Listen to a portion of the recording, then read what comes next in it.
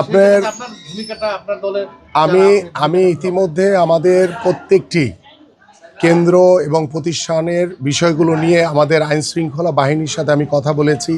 আমাদের রিটার্নিং কর্মকর্তা, আমাদের সহকারী রিটার্নিং কর্মকর্তা, নির্বাচন পরিচালনকালীন যারা দায়িত্বে থাকবেন তাদের সাথে কথা হয়েছে। আমরা আমাদের জায়গা থেকে সর্বোচ্চভাবে সহযোগিতা থাকবে একটি অবাধ, সুষ্ঠু, নিরপেক্ষ নির্বাচন। কারণ আমরাই কিন্তু একমাত্র চাই যে একটি নিরপেক্ষ নির্বাচন হোক।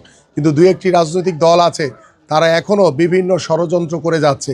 তারা ঘরে ঘরে গিয়ে এনআইডি নাম্বার নিচ্ছে, তারা ঘরে ঘরে গিয়ে বিকাশের মোবাইল নাম্বার নিচ্ছে। বিকাশের মোবাইল নাম্বার দিয়ে নিশ্চয়ই কী করা হয় সেটা আমরা সকলেই জানি।